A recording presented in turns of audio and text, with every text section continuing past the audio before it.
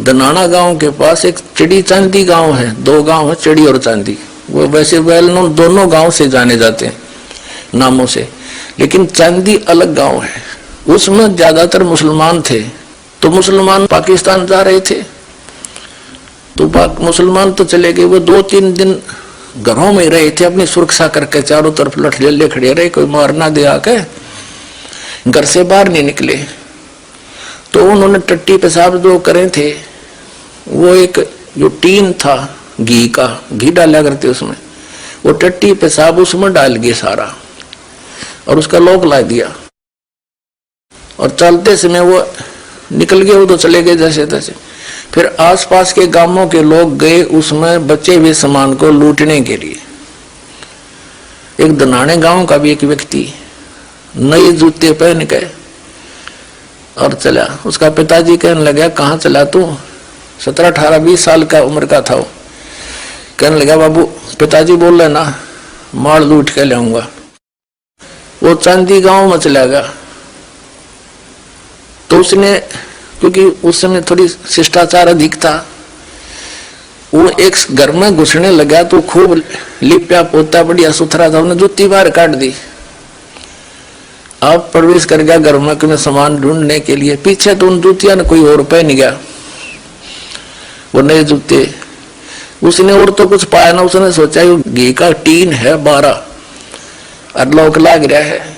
उन्हें ठाया फट दे सिर पर दरिया और चल दिया पैदल। और 7-8 किलोमीटर है वहां से, चांदी गांव दनाना से।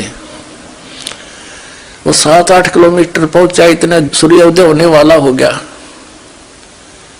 उसका पिताजी उसने गली में बैठा पाया द्वार के सामने। जूते कहाँ तेरे?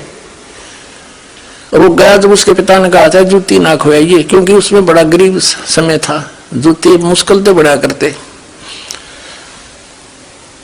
तो पिताजी ने जूतियां की चिंता थी, तेरी जूती कहाँ है? बोला बोला ना, जूती तो गई सो गई, माल ले रहा हूं आजा। उन्हें भीतर जाके और कोठे में खोला, साड़ में रख दिया। मिला था बाबू दिखाऊंगा। पिताजी वो तोड़ा तुला तोड़ा, देखा उसमें गोबर गंध बड़ा टट्टी पेशाब। मारे उसका बाबू ने मारे उसके दुआ चढ़े, दुष्ट यूके लाठ आ गया तू। अब उसने कोई गई में गिर देना, बार बार ना के कौन डालने दे, उन्हें ठा के सिर पे 2 किलोमीटर और डाल का बड़ी में जाके उन्हें गिरना मुश्किल हो गया, घर तो उठाना मुश्किल हो गया। तो ये सत्यार्थ प्रकाश वो चांदी वाला घी का 12 था। हरियाचार्य सिर पर ठाए अंडे थे। हरिदास ने इसका ताला खोल के दिखा दिया, इसमें माल तो देख लो के है, लेवल तो देसी घी का है, पर माल के ही दिखा दिया इनका। ये भी न की तो फूकना मुश्किल हो जाएगा।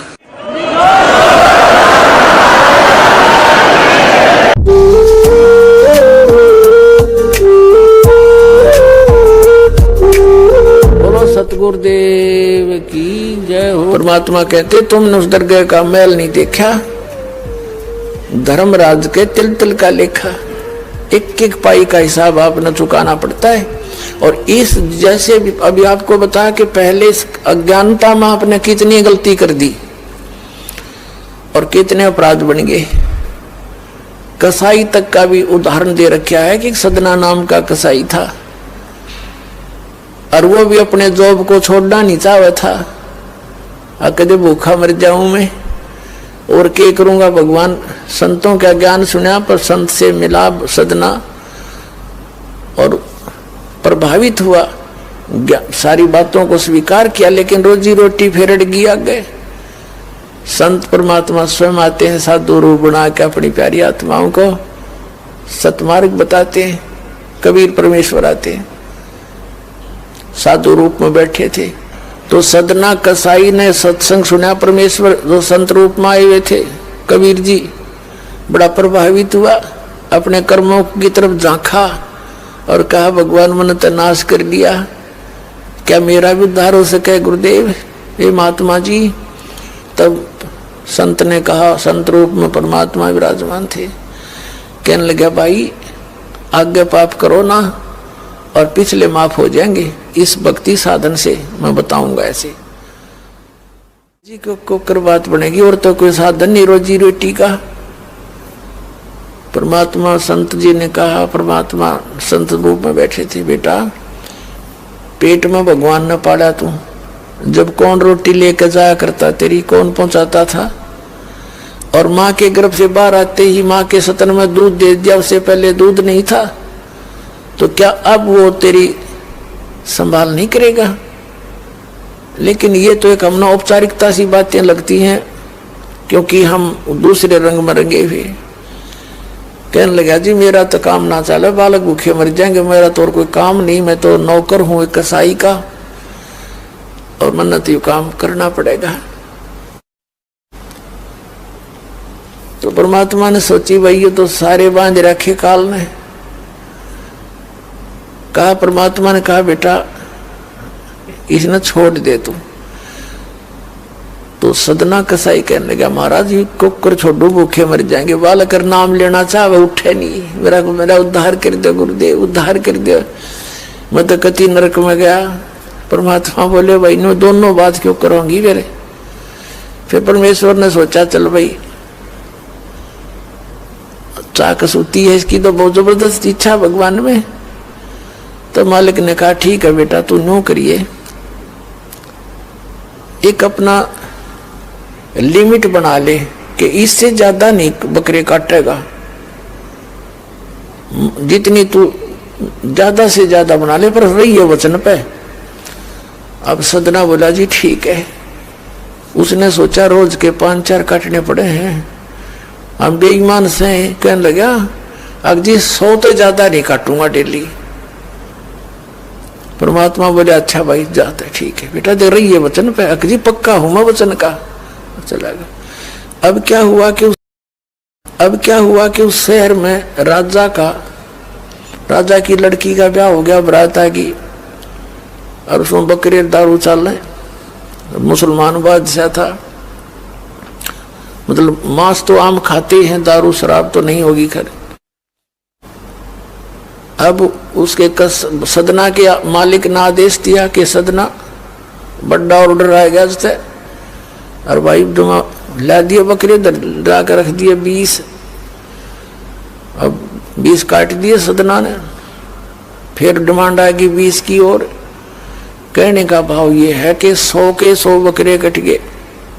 और सदना ने सोचा हे भगवान कति पूरी बात बनी, हे भगवान आपने प्रण भी आपने रखा, मेरी तो प्रतिज्ञा भी आपने रखी, मांझ दो के हथियार धर दिए, अकरेगी इज्जत आजत कति नाश हो गया था।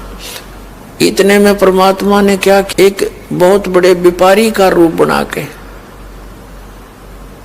पहुंच गया सदना के मालिक के पास और कहा भाई मैंने ऐसे ऐसे कांटेक्ट करना, एग्रीमेंट करना तेरे से, रोज के 20, 30, 50 बकरे चाहिएंगे और मैं ऐसे आगे सप्लाई किया करता हूं।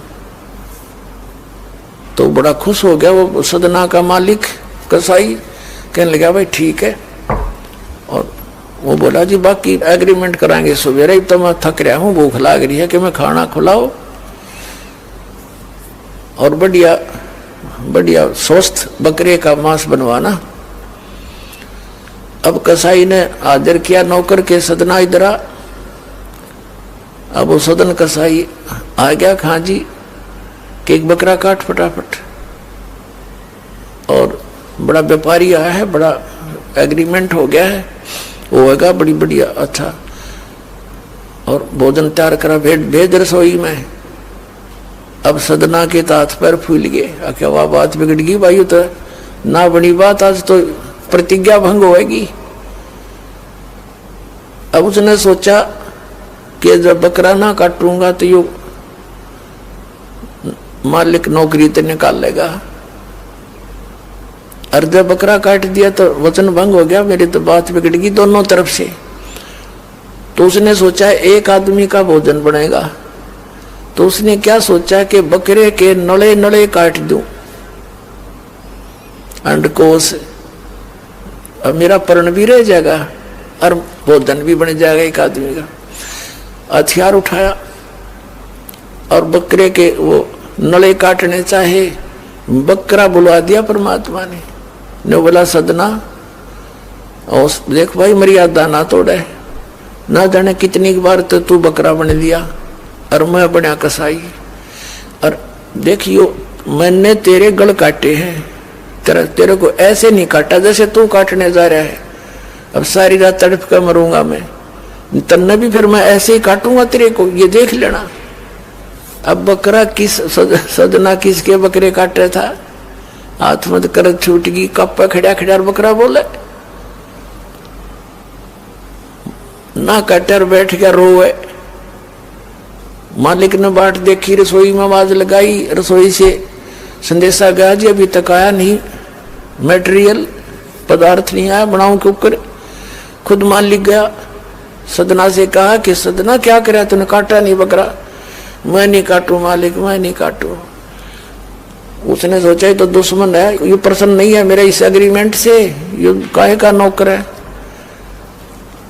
अब ला तू नहीं काटे ना, मैं काटू। उठा गुस्से में सदना के दोनों हाथ काट दिए उस कसाई मालिक ने, अरे एक मारी लात करते पार काट दिया। अब जैसे भी ट्रीटमेंट वगैरह करा करो का, महीने 2 महीने रो पीट के उन्हें सोची क्या करूं भाई। उसने सोचा चल पड़ी यहां से। उस संत ने कहा था मैं वहां जगन्नाथ के मंदिर में रहता हूं, वहां आ जाना। उस जगन्नाथ के मंदिर की तरफ चल पड़ा कि भाई परमात्मा ने जब इतना चमत्कार दिखाया है, बकरा बोलिया, इसे बुंडे काम ना मैं तो कदे भी ना करूं, मरवा से जीवा से भूखे मरे। आदमी की कही तो ना जच्चे पर वह तो सच्ची होगी, सामने तो जुल्म हो गया। यूं तो बहुत बुरा जो है ना एक रूटीन है, यूं नहीं करें भाई कति भी। संत साची के थे वो उस दिन जच्ची उसके, उस गुरुदेव के पास समाधान के लिए चल पड़ा। देख कहां तक बिजली गिरती है इस बुंडे कर्मों से, कैसे फिर जो मालिक परम संत की सन्मा रक्षा कैसे होती है। अब वो चला जा रहा था, पहले सरपंच नहीं होते थे, नंबरदार होली सोली होता था गांव का, और 5-4 गांव में से एक गांव वाले व्यक्ति नंबरदार को कोई विशेष और पावर दे देता था राजा, जिस वो दंडित भी कर सकता था। रास्ते में जा रहा था, नंबरदार के घर पे रुक गया और कहा जी मैं रात न रुकूंगा, मैंने आगे यात्रा पे जाना है, जगन्नाथ में जा रहा हूं। तो पहले धार्मिक वैसे तो आम व्यक्ति की बहुत इज्जत करता थे, अतिथि की। नंबरदार ने सदना को रोक लिया, रुक जा भाई, भाई रोटी खाइए, अलग से व्यवस्था कर दी, खाना खुना खा ठाठ तरह। अब क्या हुआ कि उस नंबरदार की पत्नी जो थी वो बैड कैरेक्टर थी, उसने सदना के साथ दुर्व्यवहार करने की चेष्टा की। वो रोने लग गया, माई मैं तो वहां दुखी व्यक्ति हूँ, रात काटनी है, काटन दे तो काट दे ना, मैं भी चला जाऊंगा। तो उसने फिर शोर मचा दिया, अपनी बेइज्जती समझ के लोग इकट्ठे हो गए, अक्यों मेरी इज्जत का गाक बने था, पकड़ लिया और वहीं उस शहर के अंदर, साथ में ही शहर था, वहां ले गए। राजा था, वहां का नवाब था, उसके सामने उसको पेश किया गया, उसको सजा सुना दी कि इसको मीनार में चिन दो, भुगत कर मरे। इसको कितना नंबरदार ने इसको इज्जत से रखा और इसने धोखा किया, उसी के साथ पत्नी के साथ दुर्व्यवहार करने की चेष्टा की। और उसकी पत्नी ने गवाही दे दी, जी मेरे ऐसे ऐसे सतन पकड़ दिए इसने। अब मीनार के अंदर खड़ा करके मीनार चढ़वा दिया, बंद कर दिया। अकाब मर जाएगा, चिल्ला चिल्ला के रो पीट के। तब सदना ने अर्ज करी है, गुरुदेव मैं तो पापी आत्मा था, मुझे तो चाहे इससे बदतर मौत मार दो, लेकिन मुझे ये भगत कहे थे कि मंदिर में जावे ढेड और इसे इसके गुरु होंगे, और ऐसा करता था ऐसा करता था। दाता आपके नाम पर बट्टा लग गया, तो मैं तो नीच था, तो इससे भी बुरी मौत मार देते। दाता इस भक्ति की इज्जत रखियो मेरे मालिक। इतना ही कहा था, वो सारा मीनार फट गया और ईंटें उन सरपंच के सर में लगी, उसकी पत्नी के दोनों सतन कट के वहीं गिर गए, खून चल पड़ा। और जिन्होंने ये संदेश सुनाया था अन्याय का फैसला सुनाया था, उनके सिर में ईंट लगी जा जाके। और देखा इतना आवाज हुई, आसपास सब भागे आए, देखने आए, और सदना के दोनों हाथ पूरे हो गए, कटे हुए नहीं रहे। बोलो सतगुरुदेव।